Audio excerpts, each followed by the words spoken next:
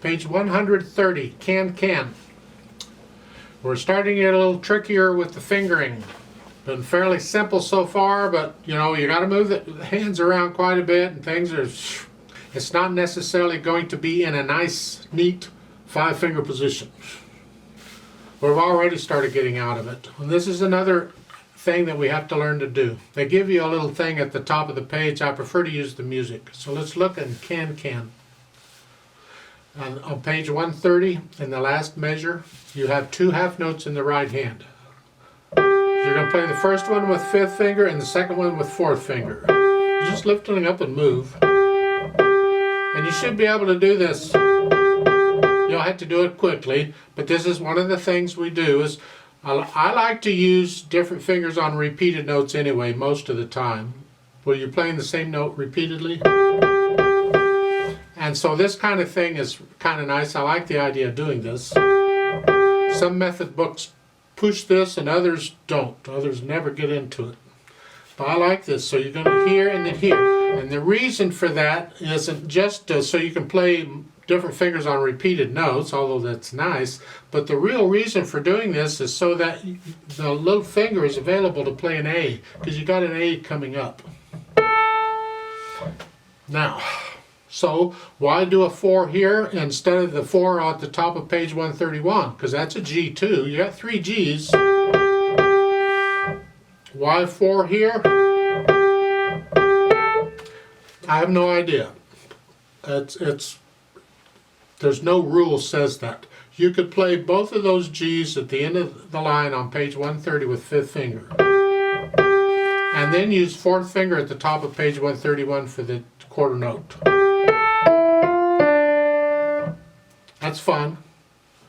But they're doing it this way, and so we'll just do it the way the book is saying it. See, when you look at the top of page 31 in the second measure, you have the 1 and the 2 here and here. You're using 2 fingers on the D. The idea is we're in this position and we want to be in this position. Because the second line, you have a C coming up. Well, again, you could use thumb on both of the half notes and then second finger. There's other fingers we could use too. I won't get into it. Just go ahead and do this for now. And we'll talk about the other fingers later. And you have the same thing happening elsewhere. Just follow the fingering of the book. It's okay. Now, can, key is C major. Make sure you're still doing the C major scale. 1 octave up and down at least once a day. First thing you sit down, do that scale.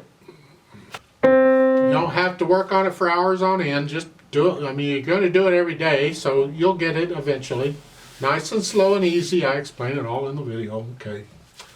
4/4 time. You're starting out here, and then again, play it all legato. Play it all connected. Second measure. And then here. Second finger. Now you reach up an octave and collapse, and now it's a C major scale going down. If you've been doing the C major scale, this should be fairly easy for you. If you haven't been, then you'll probably struggle with this. It won't be even, it won't be controlled. Go down to the bottom. Last line, you're here. Rest. Now, when you reach up for that 5th finger, leave the thumb on the C because you got another one coming up. So just stay in position. You're just coming up here and staying there. You're extending out. And then when you play the whole notes, you can relax because you don't have any more high notes. If you had more high C's coming up, you'd stay there, but you can relax. Left hand has the chords. You got a broken chord at the beginning, a C chord, 5/7 chord, C chord. That's really all the left hand's doing are these chords pretty much. Put the hands together here. So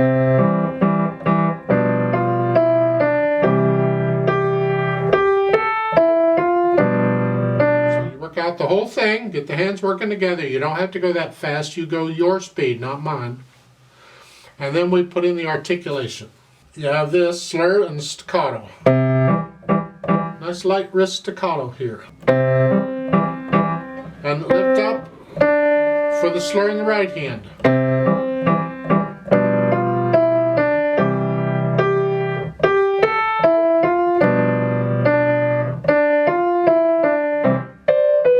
that's a staccato. Don't accent, it's just a staccato.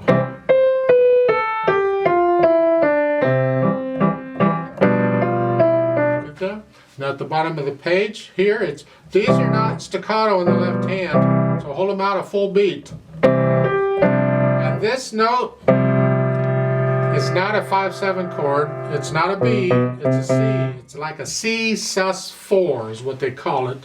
I think you've had these before, so be careful. See, same thing in the previous measure, the last measure of the previous line.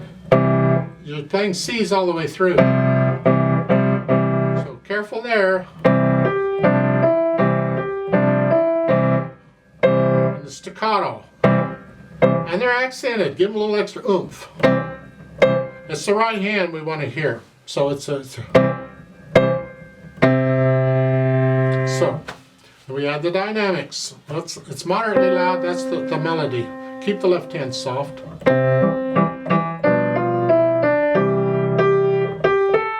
going to stay there until the second line of page 131, where I suggest you come down and start that at about a medium soft to the soft level, so you got more room to get louder. Because if you're already moderately loud here, you don't have much room to get louder. You're already there. So come down so you got room to go up. But this is going to be moderately loud. Can you do moderately loud here and soft here? Ooh.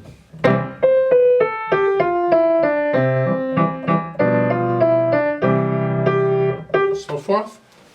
And then you stay moderately loud to the end. You got accents, will take them up to loud at the last two measures. That's all. Speed-wise, it's a fairly fast piece. You can find recordings of this can. Depends on how much wine I've had to drink. Type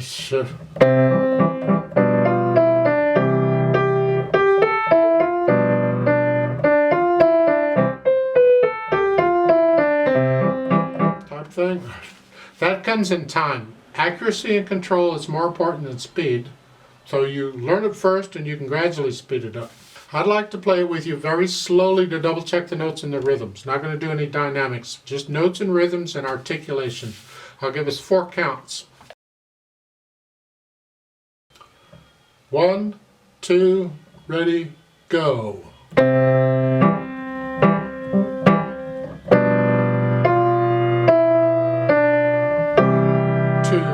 3, 4.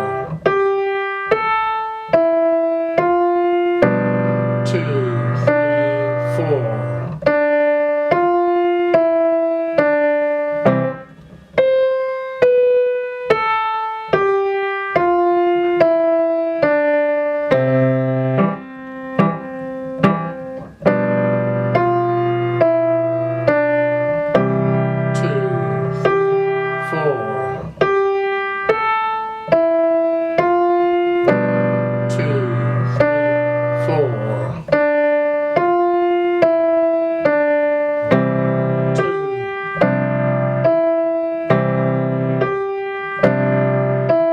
2, rest, 2, 3, 4, off. There's a duet for this at the bottom of the page. I'd like to play that, and you play what you just played, but we're going to speed it up quite a bit. I also need you to go up an octave again. So just pretend middle C goes up an octave, and instead of here, you're up here. Play it all up there. I'll give us 4 counts, 4 very fast counts, so be ready. 1, 2, ready, go.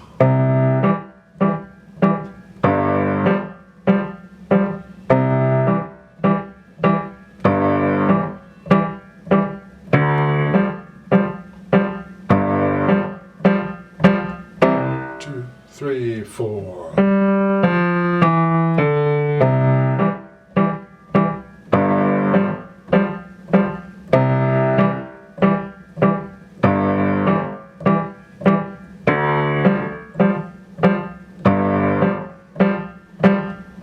2, Cherub.